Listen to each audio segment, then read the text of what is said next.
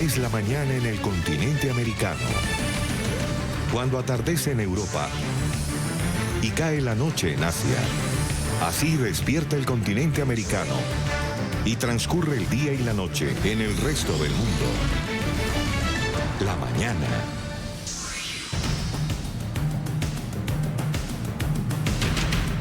Hoy entra en vigor las nuevas y estrictas leyes islámicas que hacen que el sexo gay y el adulterio sean castigados con lapidación.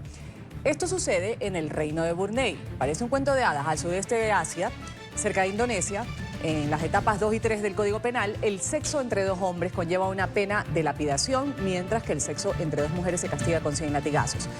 La ley también introduce penas severas como la amputación de miembros por robo, el encarcelamiento por vestirse como una persona de un género distinto. Brunei, un antiguo protectorado británico rico en petróleo con una población de alrededor de 450.000 personas, está gobernado por un sultán, por Hassanal Bolkiah, quien también es el primer ministro.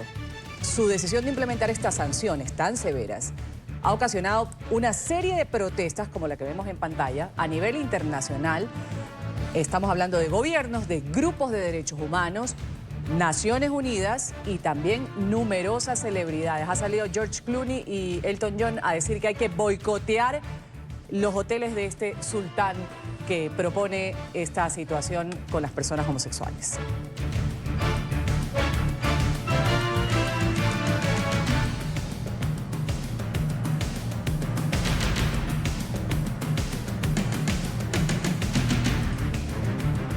Vamos a dar los buenos días, la bienvenida a su espacio, la mañana de NTN 24, en este miércoles, mitad de semana, 3 de abril del 2019. Un gusto estar con ustedes. Ruth del Salto los saluda y voy a estar con la actualización de las noticias internacionales. Hay muros para frenar la migración. Esta polémica propuesta del presidente del partido Vox en España le ha valido un sinfín de críticas. Santiago Abascal planea la construcción de un muro en las fronteras de Ceuta y Melilla e insiste en que Marruecos, país al que responsabiliza por la gran oleada de indocumentados, debe pagar por esta valla limítrofe. La iniciativa no tardó en ser comparada con la que ha planteado el presidente de Estados Unidos, Donald Trump.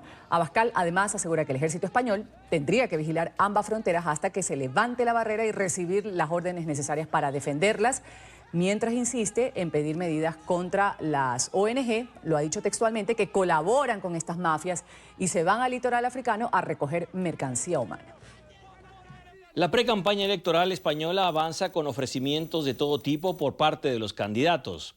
El partido Vox, calificado por algunos sectores como de extrema derecha, hizo un anuncio que generó un debate principalmente a través de las redes. Santiago Abascal, líder de Vox, considera necesario construir un muro que separe España de Marruecos para controlar la migración irregular. Para el analista político Santiago Barnés, esta propuesta está fuera de tiempo y demuestra la influencia externa que puede haber tenido la campaña de Vox. Santiago Barnés recuerda además que actualmente existe una valla con concertinas que separa a España de Marruecos y que constantemente es saltada pese al riesgo para los migrantes que buscan llegar a España.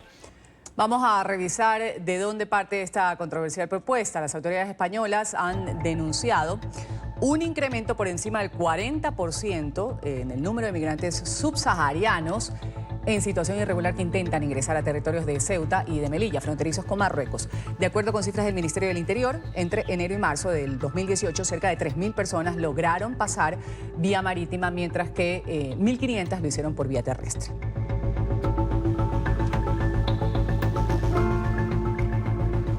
El partido Vox siempre ha calificado como débiles estas fronteras entre Ceuta y Melilla, considerando que existe una extrema vulnerabilidad ante la invasión demográfica como resultado de la inmigración ilegal.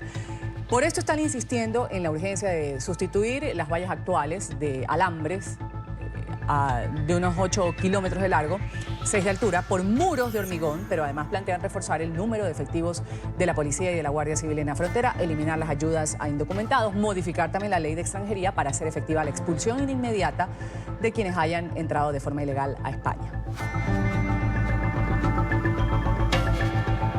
Hace pocos días el Papa ha condenado el planteamiento. A su juicio, los políticos que quieran muros para impedir la entrada de migrantes indocumentados a sus países van a terminar siendo prisioneros de estas barreras. Sentimos dolor cuando vemos personas que prefieren construir muros. ¿Por qué sentimos este dolor? Los constructores de muros, ya sean de alambre o ladrillos, terminarán convirtiéndose en prisioneros de los muros que construyen.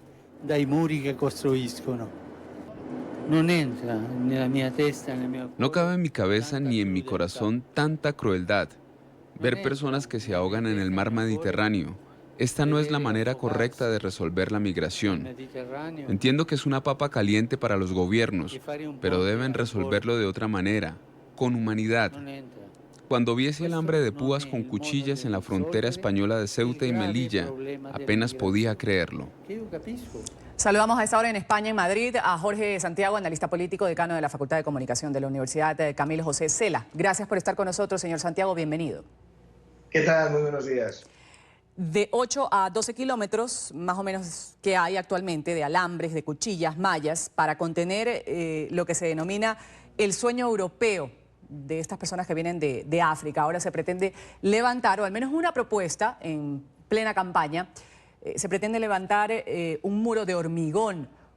¿Cuán necesaria se hace esta situación para contener la migración tal cual lo ha propuesto el presidente de Vox? Pues yo creo que no es la solución. Yo creo que en estos momentos, en el mundo en el que vivimos, donde la globalización prácticamente lo reina todo, levantar un muro, no sé si de 8 kilómetros o de 12 kilómetros, independientemente de la longitud, yo creo que no va a solventar absolutamente nada del problema.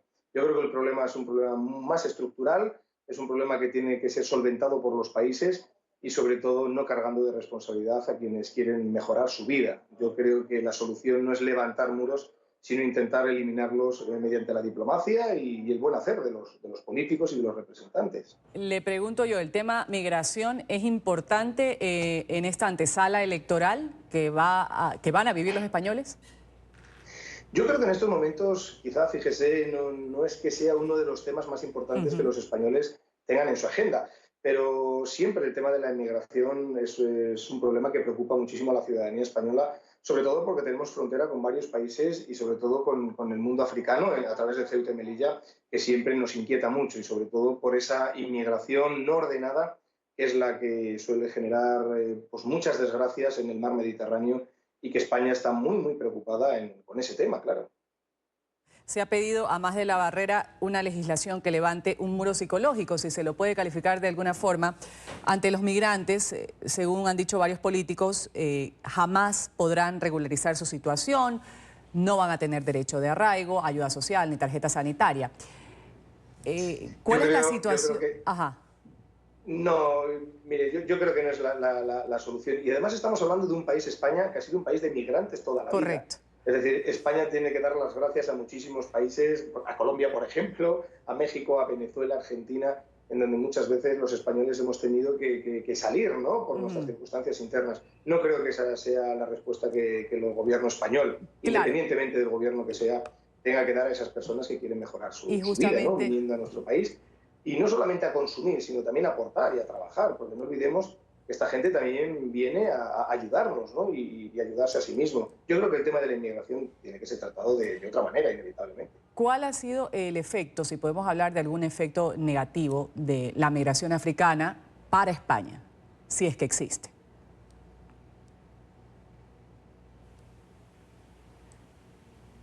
Señor Santiago, ¿nos escucha?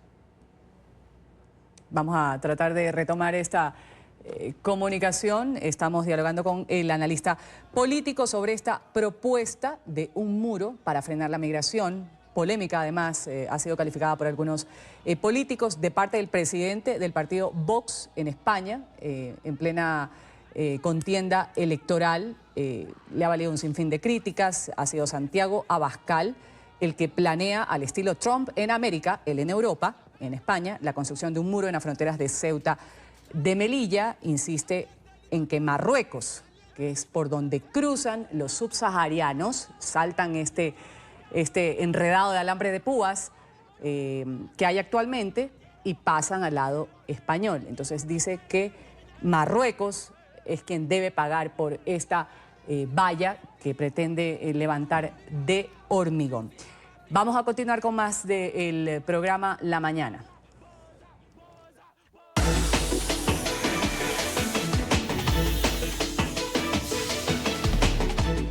Revisamos lo que es noticia en la Unión Americana. Hay un nuevo revuelo en la Casa Blanca. La hija del presidente estadounidense, Ivanka Trump, y su esposo, Jared Kushner, podrían ser citados a declarar luego de haber recibido credenciales de seguridad para acceder a información clasificada. Este trámite se habría hecho en medio de irregularidades. En Washington, la capital, está Carolina Valladares con el reporte. Carolina.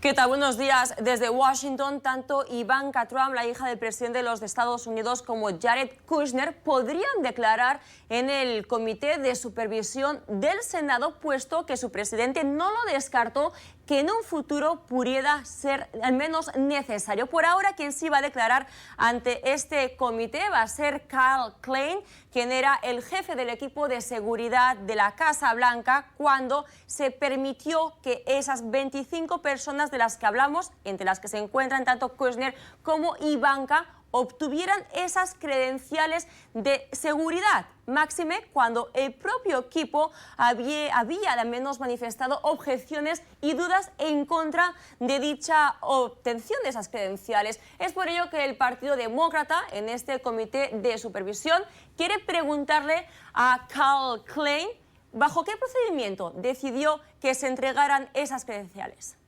Tenemos que examinar las personas que tienen esas permisiones, porque si ellos tienen un permiso contra la recomendación de profesionales en la administración, ellos es posible que presenta como un riesgo a nuestra seguridad nacional. Además, hay preocupación porque las razones por las cuales el equipo de seguridad de la Casa Blanca no daría las credenciales son tales, por ejemplo, como tener antecedentes criminales, tener una situación financiera al menos no boyante, tener problemas financieros, ser una persona con conflictos de intereses o incluso más preocupante aún, ser alguien que pudiera ser en un futuro víctima de un chantaje, por lo que podría estar en riesgo la seguridad de la nación, la seguridad de los Estados Unidos. Este es el reporte desde Washington. Carolina Valladares para NTN 24. Gracias, Carolina. La Organización Mundial de la Salud, parte del sistema de Naciones Unidas, está denunciando un dramático aumento en los casos de cólera en el sur de África, la región devastada recientemente por el ciclón Idai. Más de 1000 personas han contraído esta bacteria peligrosa, dicen los médicos, causante de la enfermedad. Hoy se prevé el inicio de una campaña de vacunación en el área. Alejandro Rincón tiene el tema. Alejandro, un buen día.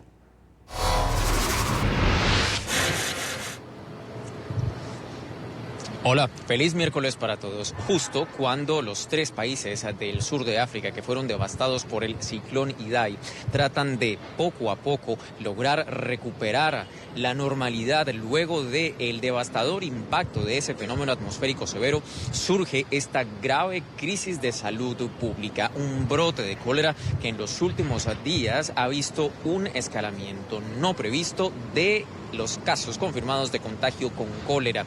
1052 personas ya tienen esta enfermedad, de acuerdo con la estadística más reciente entregada por la Organización Mundial de la Salud.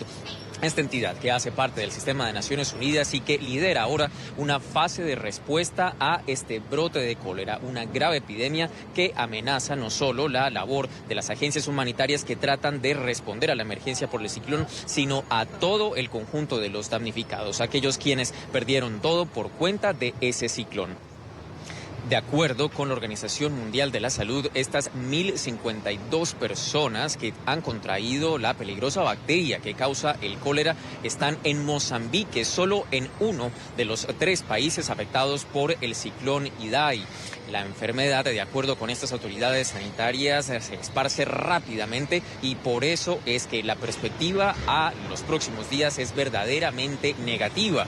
En las últimas horas, en adición a entregar esta información sobre el brote de cólera, también han sido actualizadas las estadísticas alrededor de los fallecidos por cuenta del impacto del ciclón Idai. De acuerdo con las autoridades, en particular del sistema de Naciones Unidas, 843 personas han fallecido ya en toda la región afectada por este fenómeno atmosférico. El llamado de atención que hacen ahora mismo las agencias es que se siga apoyando de la mejor manera posible la labor de todos los grupos humanitarios que tratan de responder a todas las miles de personas que se han visto afectadas en esta región del mundo. Es la información que tenemos para ustedes por ahora. Continúen con más en el Centro Internacional de Noticias. Vamos a hablar ahora de la capital de la moda colombiana, Bogotá. Se convierte en estos días en dicha capital. 16 pasarelas y más de 48 diseñadores van a ser parte de la próxima edición del Bogotá Fashion Week. Más de 40 diseñadores, 16 pasarelas, performances y experiencias de moda serán protagonistas en una nueva versión de Bogotá Fashion Week. Tenemos nada más y nada menos Edgardo Osorio, discúlpame, que es el dueño, el creador de la marca Coazurra, y nuestra diseñadora que abre la pasarela de inauguración, Silvia Cheraz. Del 2 al 4 de abril, Bogotá se convertirá en la capital de la moda colombiana, un espacio para los nuevos diseñadores, quienes tendrán la oportunidad de potenciar sus negocios y encontrar nuevos mercados. Es un honor para mí, es un orgullo muy grande. La verdad, llevaba tratando mucho tiempo de estar en esta semana de la moda, soñaba con estar en este espacio y la verdad que estoy muy contenta porque la Cámara de Comercio brinda un apoyo muy grande a las empresas y yo creo que es un espacio que hay que aprovechar y estamos pues ansiosos. Una completa experiencia de moda que se tomará la capital.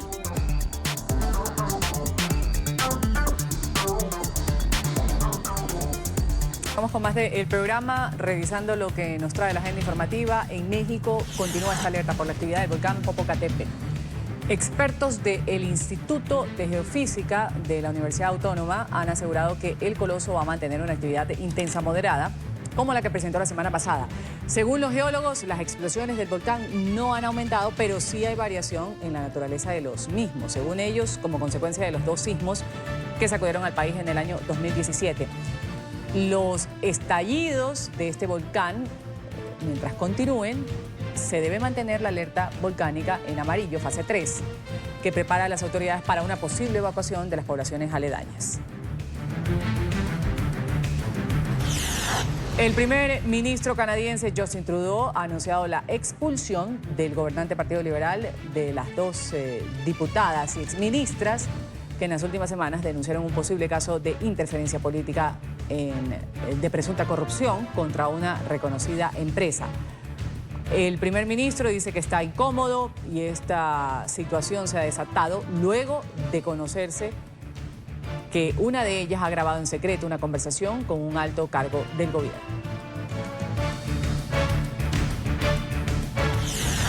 El presidente Bolsonaro, Jair Bolsonaro, ha puesto fin el día de hoy a su visita oficial de 4 días a Israel. Durante el viaje, el mandatario mostró sintonía con el primer ministro Benjamin Netanyahu, con el que ha acordado la apertura de una oficina de negocios en Jerusalén. La medida fue acogida por el gobierno israelí como un primer paso en las intenciones de Bolsonaro de trasladar la embajada de su país de Tel Aviv a Jerusalén. Ha sido contundente el rechazo del presidente encargado de Venezuela, Juan Guaidó, al anuncio de la cuestionada Asamblea Constituyente de aprobar la continuidad de trámite para quitarle su inmunidad parlamentaria. El líder político, ¿qué dice? Asegura que no va a dejarse intimidar, y vamos inmediatamente con el reporte en Caracas con Oliver Fernández, quien nos amplía lo que ha determinado. Ya sabíamos lo que había determinado el tribunal, pasó ahora a la constituyente madurista, donde todos a 2 manos daban el voto al sí de continuar con este juicio, levantarle la inmunidad al presidente interino Juan Guaidó. Hasta las 10 de la noche se conoció que el presidente ingresó a su casa, está con su familia, y la pregunta es qué va a pasar en los próximos días, hoy día, para ser exactos. ¿Qué puede pasar, Oliver, con lo que se ha resuelto el día de ayer en la Asamblea Madurista? Un buen día para ti, Ruth. Un placer saludarte desde la capital venezolana. ¿Qué puede pasar? Bueno, lo que hay es que esperar qué va a hacer el Tribunal Supremo de Justicia, porque lo ha dicho muy bien el presidente encargado de Venezuela anoche y también algunos juristas. Han dicho que prácticamente han hecho una analogía, han dicho que la pelota se la pasa el Tribunal Supremo de Justicia a la Asamblea Nacional Constituyente y ahora la Asamblea Nacional Constituyente se la pasa al Tribunal Supremo de Justicia. ¿Por qué? Porque se han utilizado tecnicismos, es decir, no se ha hablado con nombre y apellido lo que significa el allanamiento de la inmunidad parlamentaria. Y apenas se conoció la noticia, el presidente encargado de Venezuela, Juan Guaidó, se reunió con sus vecinos en la urbanización Santa Fe y desde allí les dijo que, bueno, que lo que se pretende desde el régimen de Nicolás Maduro es intimidarlo y tratar de acabar con lo que se ha logrado durante todos estos 3 meses. También fue enfático al decir que ha recibido llamadas de diferentes mandatarios de todo el mundo, así como también de cancilleres. Dijo que la cooperación internacional está allí y está intacta. También Ruth retó nuevamente a la Fuerza Armada Nacional Bolivariana. Les dijo que, palabras textuales, vamos a ver quién es el que se va a atrever a secuestrar al presidente encargado de Venezuela. Vamos a escucharlo. Paramilitares armados a dispararnos y aquí estamos. No va a ser la violencia, la intimidación la que nos detenga. Que le quede claro al régimen, por supuesto, al mundo y a nuestro pueblo, que a veces genera temor en muchos la presencia de paramilitares, por eso tiene que ser estratégico, organizado. Pero tiene que ser, tiene que existir la protesta, porque si no piensan que nos acostumbramos. Y les pregunto a mis vecinos, ¿nos vamos a acostumbrar a lo que estamos viviendo? ¿Nos vamos a acostumbrar que sea la amenaza la que nos detenga? Porque la respuesta es clara. La respuesta es muy clara para todo el pueblo de Venezuela, para nuestros colegas diputados. Tú bien lo citabas, esta pelotita que se lanzan de un lugar al otro del tribunal a la Asamblea Constituyente madurista, luego regresa otra vez al tribunal. ¿De qué se trata esto? ¿Se trata de quizás de medir cuál es la reacción? ¿Qué se puede descifrar con esta actuación que se ha dado de parte del madurismo? Bueno, precisamente eso que tú acabas de decir es lo que nos han dicho los abogados que trabajan con la Asamblea Nacional venezolana. Pudimos conversar con el diputado Juan Miguel Mateus, quien también es abogado y diputado a la Asamblea Nacional. Él decía que no hay ninguna justificación jurídica para poder allanar la inmunidad parlamentaria o para poder despojar al diputado Juan Guaidó de la presidencia encargada de Venezuela o de su investidura como diputado a la Asamblea Nacional. Él también decía, Ruth, que lo que se quiere es tratar de medir cuál va a ser la reacción seguramente internacional sobre lo que también ha denominado un escándalo que se pretenda de alguna manera apresar al presidente encargado de Venezuela. También el diputado Juan Miguel Mateus ha dicho que todo aquel funcionario, tanto de la Asamblea Nacional Constituyente como de la Fiscalía General de la República o también del Tribunal Supremo de Justicia, que pretenda simular, ese ha sido el término que ha utilizado, simular el allanamiento de la inmunidad parlamentaria,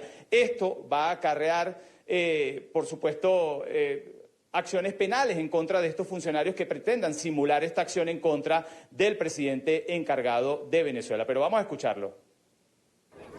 Los miembros de la Asamblea Nacional Constituyente, los funcionarios del Ministerio Público y los magistrados del Tribunal Supremo de Justicia que se presten a simular el allanamiento de la inmunidad de Juan Guaidó son responsables penalmente, como lo dice el artículo 200 de la Constitución, y deben responder ante la ley. Y lo que es más importante también, de acuerdo con la Constitución y de acuerdo con el estatuto que rige la transición en Venezuela, ningún funcionario está obligado a seguir las indicaciones, las órdenes de atentar en contra de la inmunidad parlamentaria de Juan Guaidó. Ruth, para hoy se espera un pronunciamiento por parte de la dirigente de 20 Venezuela, María Corina Machado, dentro de pocos minutos, a eso de las 10 de la mañana, hora de Venezuela. Y también se espera un nuevo pronunciamiento por parte de diputados a la Asamblea Nacional y también el presidente encargado de Venezuela. No han dicho el lugar por seguridad, porque recordemos, Ruth, que las veces que ha convocado en la tarde en estas zonas populares, lamentablemente han sido de alguna manera dispersados por grupos irregulares, convocados incluso por el propio régimen de Nicolás Maduro. Sin embargo, por supuesto, NTN 24 estará en el lugar de la noticia, donde estos diputados a la Asamblea Nacional y, por supuesto, el presidente Juan Guaidó, encargado de Venezuela, convoque a eso de las 5 de la tarde, hora de Venezuela. Es la información que nosotros podemos aportar a esta hora desde Caracas. Volvemos contigo a la mañana de NTN 24. Oliver, gracias por tu reporte en Caracas. Desde España también hay reacciones a esta decisión del madurismo de aprobar la continuidad del proceso que le quitaría la inmunidad parlamentaria a Juan Guaidó. Marcelo Moncayo de Madrid nos reporta. Marcelo. Hola, ¿qué tal? Un cordial saludo para todos ustedes en la mañana, amigos televidentes. Desde España se produjeron reacciones ante la decisión de la Asamblea Nacional Constituyente de Venezuela de permitir el allanamiento de la inmunidad del presidente interino de Venezuela, Juan Guaidó. Para Leopoldo López Gil, padre del opositor venezolano Leopoldo López, esta decisión es una cortina de humo que estaría creando el madurismo para desviar la atención de los propios venezolanos y también de la comunidad internacional de los verdaderos problemas que aquejan a ese país. Para Leopoldo López Gil, problemas como, por ejemplo, la escasez de agua y de energía eléctrica. Otra más de las payasadas que hace el gobierno de Venezuela, un gobierno usurpador, ese gobierno ilegítimo que dirige Nicolás Maduro. La inhabilitación del presidente Guaidó ha sido una decisión de un cuerpo ilegítimo que es la Asamblea Nacional Constituyente. Estos están encendiendo hogueras por todas partes para ver si se crea esa cortina de humo. Traen unos militares de Rusia y dicen los quieren disfrazar de técnicos. Traen unos militares de Turquía y se llevan el oro de Venezuela. Oro que probablemente sale de las bóvedas en la reserva del Banco Central de todos los venezolanos. Amigos televidentes de la mañana, y también conversamos con Javier Cremades, quien es el presidente electo de la Asociación Mundial de Juristas. Él considera que esta decisión de la Asamblea Nacional Constituyente de Venezuela demuestra que en Venezuela, bajo el régimen de Maduro, no se puede hablar de debido proceso. Utilizar frases como debido proceso es inadecuado, porque el régimen chavista ha demostrado que no tiene ningún sometimiento a la ley, ningún interés por el derecho, y básicamente es un régimen basado en la fuerza, en la opresión, en la tiranía, en el sometimiento. Por lo tanto, todo esto para ellos es un teatro. En el fondo es una manera de destruir a las personas, porque ese régimen no está basado en la dignidad del ser humano, como debe basarse una democracia, sino en el uso de la fuerza, en el dominio de los demás y en una contaminación ideológica que acaba justificando el triturar personas. El señor Guaidó, además del presidente de la República de Venezuela, además del presidente de la Asamblea, es un ser humano que tiene derecho también a su reputación, y lo que están haciendo es básicamente atacar esa dignidad, atacar esa fama, atacar ese prestigio que se ha ganado el señor Guaidó en el mundo entero. Televidentes de la mañana, y para este sábado distintos representantes de la comunidad de venezolanos en España se están autoconvocando para salir a las calles a manifestarse. Todo esto en el marco del operativo Libertad, convocado por el presidente interino de Venezuela, Juan Guaidó. Este es el informe para la mañana. Sigan ustedes con más aquí en NTN 24. Hasta pronto. Hasta pronto. Marcelo, gracias por ese reporte. Y se siguen registrando hechos dramáticos en la frontera colombo-venezolana. Cientos de personas intentan cruzar por las llamadas trochas. En las últimas horas, la crecida del río que divide ambos países ha dificultado el paso de estos caminos aledaños, poniendo incluso en riesgo la vida de las personas. NTN 24 está en el sitio de la noticia con Carlos Arturo Albino, que nos reporta. Carlos.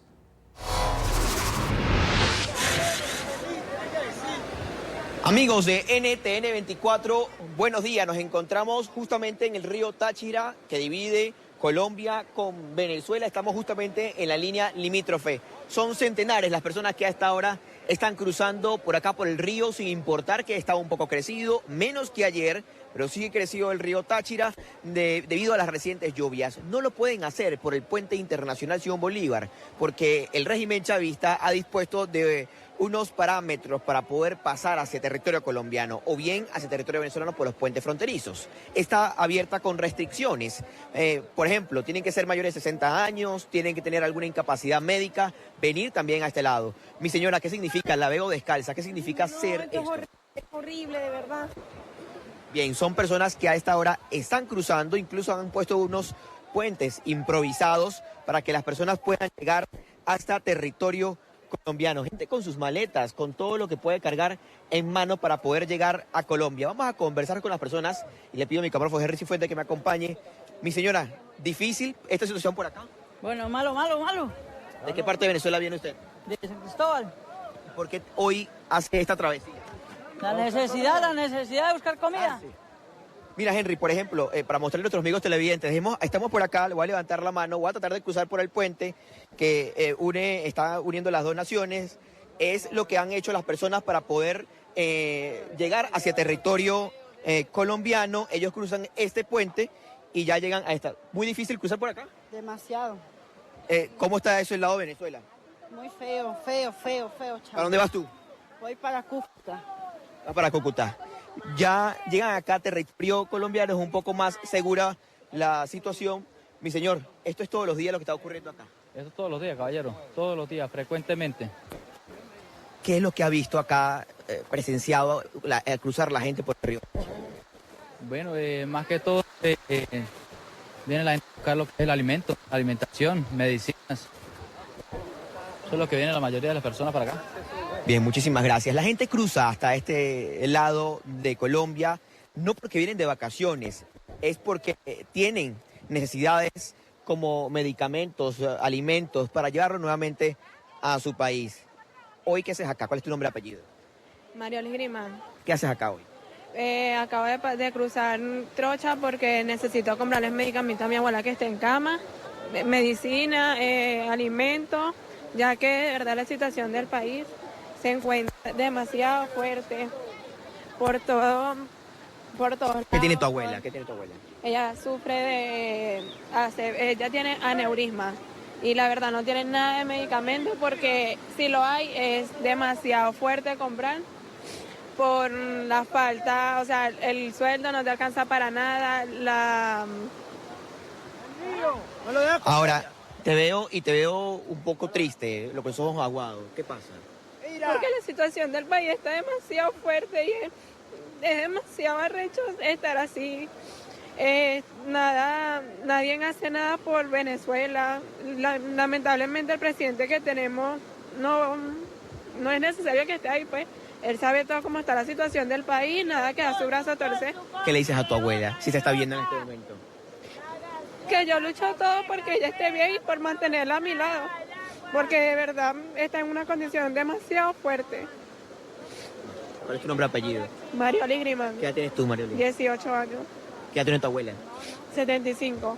Bien, muchísimas gracias. Una joven de 18 años hoy cruza territorio colombiano para ayudar con los medicamentos a su abuela que está en cama. Historias como estas son las que diariamente se viven acá en la zona fronteriza entre Colombia y Venezuela. Le pido a mi compañero Jerry Cifuentes, quedémonos con esta imagen, una imagen dramática de cientos de venezolanos hoy tratando de escapar del hambre en Venezuela, vienen a abastecerse de medicamentos, de alimentos. Como no lo pueden hacer por la frontera porque el régimen de Maduro ha decidido cerrarla, no le ha quedado otra opción que arriesgar sus vidas por estas trochas que hoy han significado esperanzas para poder comer mejor. Es la información que tenemos nosotros desde la zona fronteriza entre Colombia y Venezuela. Carlos Arturo Albino, NTN 24. Gracias a Carlos por ese reporte. Vamos a ver inmediatamente imágenes de cómo lucen los pasos fronterizos entre México y Estados Unidos. Camiones que entregan productos en territorio estadounidense deben soportar filas enormes, 12 horas, dicen los conductores que pasan ahí, luego de la orden del presidente Trump de reforzar militarmente y también la advertencia de un cierre en la frontera sur. El estricto control migratorio para evitar la llegada de migrantes centroamericanos a Estados Unidos ha desacelerado el flujo del tráfico comercial. Son las decisiones que toma el gobierno americano en cómo administran los puentes, en cuanto a su personal y pues esto conlleva pues las decisiones no tan inteligentes que se han tomado a nivel federal de ir frenando a estas caravanas de migrantes que vienen hasta la frontera a toparse con un muro porque no hay visas para ellos. No los quieren recibir en Estados Unidos, esa es la triste realidad. El punto que en este momento me preocupa más es Ciudad Juárez, con 3 de sus puentes con más retraso. Hemos hecho numerosas llamadas en el transcurso del día de hoy. Lo que les puedo informar sobre este particular es que no tienen previsto hacer ningún cierre, que es lo que me han estado preguntando, completo. Una mujer de origen chino ha sido detenida en Florida cuando intentaba ingresar al Club Mar-a-Lago del presidente Trump. Según el servicio secreto, el arresto se dio el fin de semana pasado. La sospechosa tenía en su poder 2 pasaportes chinos, una memoria USB con un programa maligno. Las autoridades informaron que el hecho ocurrió mientras el mandatario jugaba golf en este lugar, pero señalaron que esta mujer no logró tener contacto con el presidente.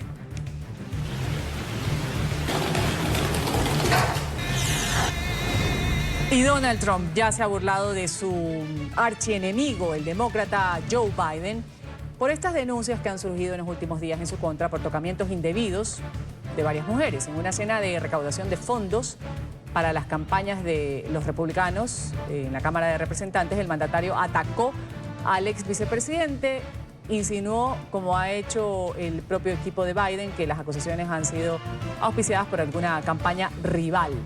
El número 2 de la administración Obama podría anunciar su aspiración a la Casa Blanca, uniéndose a una larga lista de precandidatos demócratas que competirían en las primarias del partido.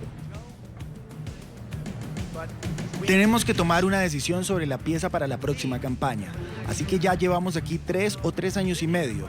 Entramos en guerra con algunos socialistas. Parece que no es la única. Los socialistas están cuidando bastante bien a los socialistas pesados.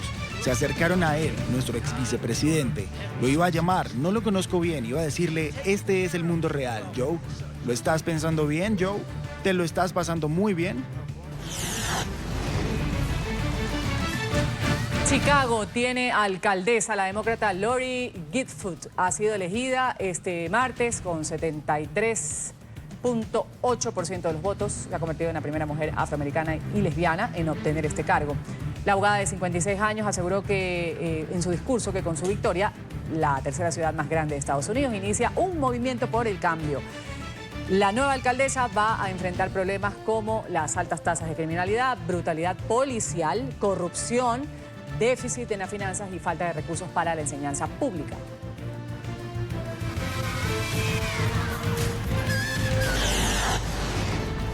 La exfiscal estrella de Guatemala, Telma Aldana, a quien el Tribunal Supremo Electoral le rechazó su intención de candidatizarse para las elecciones del próximo 16 de junio, ha denunciado que hay una campaña en su contra, pero prometió que a pesar de ello va a ser la futura presidenta del país. Aldana aún puede apelar a la Corte Suprema de Justicia y después a la Corte de Constitucionalidad, el máximo tribunal guatemalteco. La exfiscal general está fuera del país en este momento, tiene una orden de captura en su contra, lideró desde su oficina una lucha frontal contra la corrupción. Recientemente fue acusada de contrataciones irregulares durante su gestión.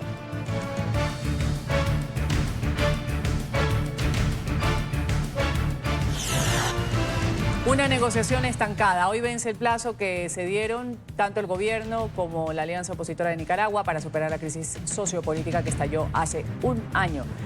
Tras 2 semanas de diálogos, las partes siguen sin alcanzar acuerdos sustanciales sobre los temas de justicia, de democratización también.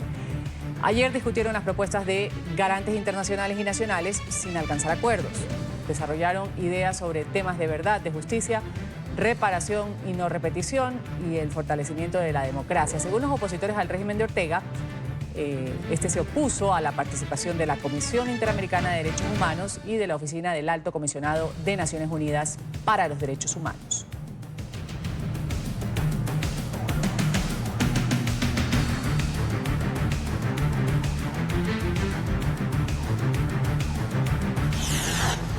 El presidente de Argelia, Abdelaziz Bouteflika, ha presentado su dimisión tras 6 semanas de protestas masivas en caso de que el Consejo Constitucional, como se espera, acepte la renuncia del mandatario, quien gobernó por 20 años. Se va a abrir en Argelia un periodo de transición tutelado por el presidente del Senado. La dimisión del mandatario ha sorprendido por su inmediatez, apenas 24 horas después de la publicación de un comunicado de la presidencia en la que se anunciaba que Bouteflika, de 82, iba a renunciar antes del 28 de abril, fecha en la que expiraba su mandato. La noticia fue recibida con júbilo en las calles de Argelia.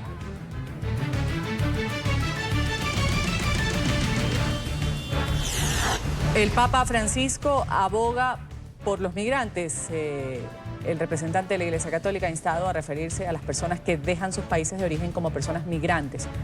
No migrantes a secas, ha dicho el Papa. Según el pontífice, se trata de una muestra de respeto a este fenómeno, a quienes son víctimas de este fenómeno que afectan a varios países del mundo. El Papa hizo el llamado a los fieles para acoger a quienes abandonan sus hogares huyendo de la pobreza o de la violencia. El pronunciamiento se hizo tras su visita a Marruecos, donde la migración ilegal fue precisamente uno de los temas principales.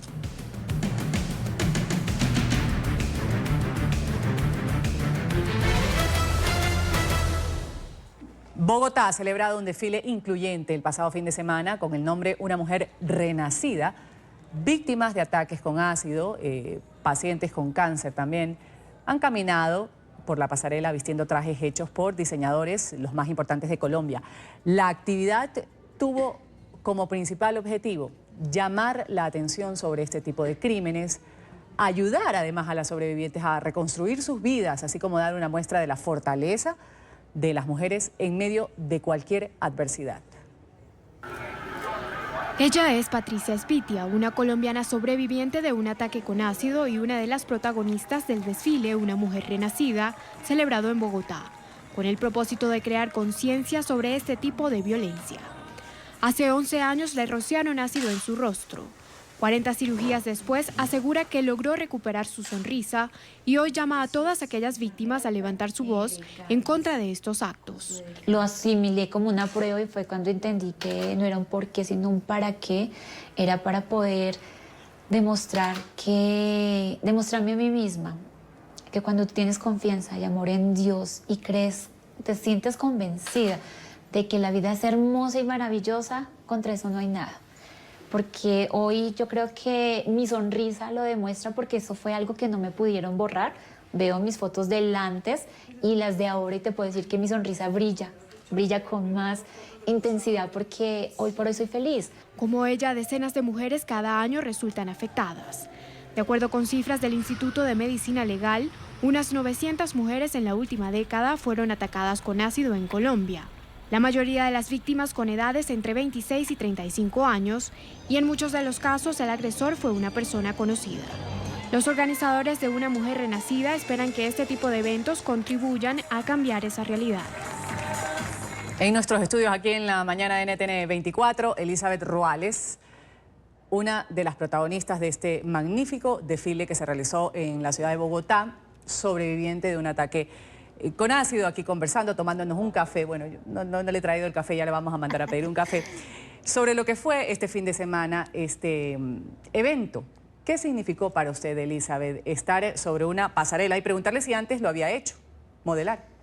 Bueno, buenos días. Buen Muchas día. gracias por estar aquí, por compartir con ustedes. La experiencia del 30 fue algo inolvidable. Algo muy bonito para todas las mujeres. Todas mis compañeras nos sentíamos unas modelos profesionales, unas divas. Volvimos a vivir, volvimos a nacer, nos veíamos hermosas.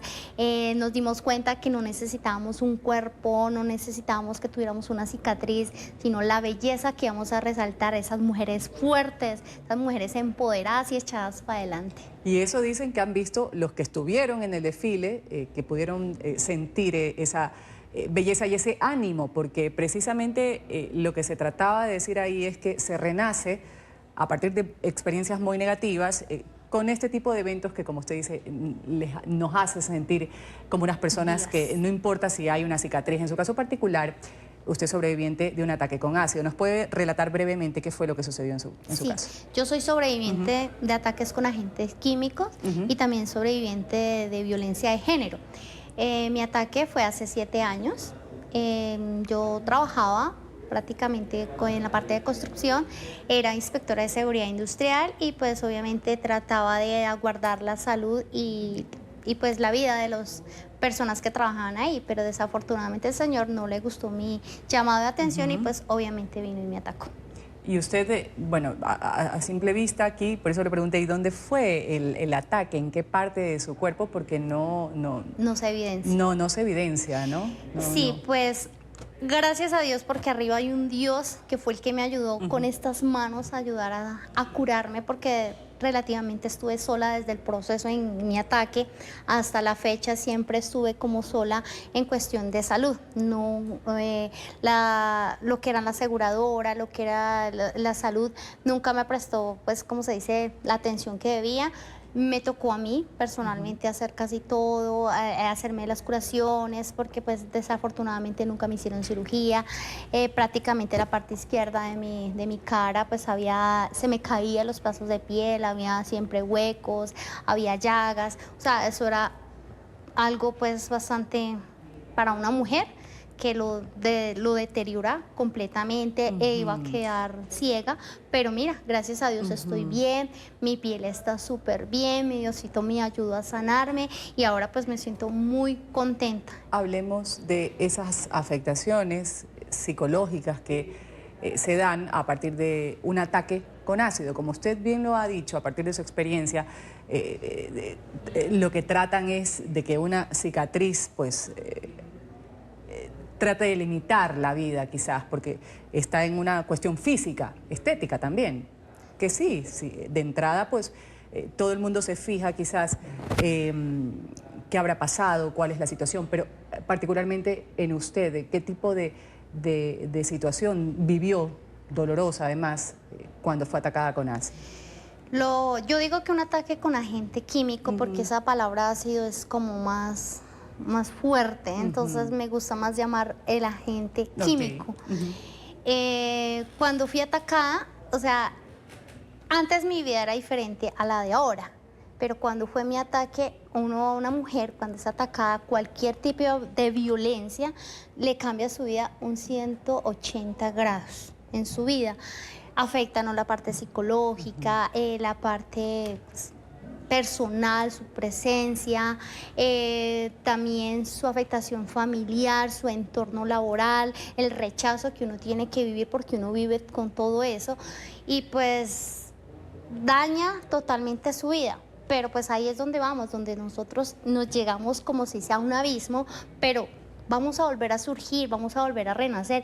Y eso es lo que nosotros hicimos el 30, renacer, volver a salir a la vida, mostrarnos como somos. Y gracias por pues, la Fundación Ana Harlen, que es la que nos ha ayudado por medio de ese maquillaje hermoso, por el medio de darnos la oportunidad de una pasarela y por esos turbantes divinos que nos hacen sentir unas reinas, unas divas. Y mujeres renacidas, como es el nombre de la pasarela. ¿Ustedes quisieran participar o que haya más oportunidades como estas, la que se dio el día 30? Porque la veo súper entusiasmada. Uy, súper. Quisiéramos de aquí en adelante mejor es volvernos unas divas completas, aunque las somos ya, pero seguir y volver a participar y que la gente nos conozca, que las mujeres nos vean. Hay mujeres que están por allá escondidas, que les da miedo, que tienen como ese tabú de que tengo esa cicatriz que me... No tengan miedo, y eso salir adelante. Un mensaje breve, Elizabeth, para esas mujeres que nos están viendo, que quizás no es solo una cicatriz, es una situación particular, personal, que no la pueden superar y que quizás una palabra suya les llegue. Mujeres, no tengan miedo. Es muy duro y yo más que nadie lo puedo decir, pero arriba hay un Dios, tenemos esperanza. Nosotras somos un futuro que tenemos que salir adelante unidas. No tengan miedo, no duden en buscarnos. Nosotros las vamos a contagiar de este amor, de este carisma, de esta belleza, porque esto es una belleza. No tengan miedo. Gracias, Elizabeth. Usted es una bella, realmente. Elizabeth Roales, una mujer que recibió un ataque con agente químico, protagonista también de este evento en una pasarela que se dio el fin de semana en Bogotá, Colombia. Pues gracias por su sintonía con este su espacio La Mañana de NTN 24.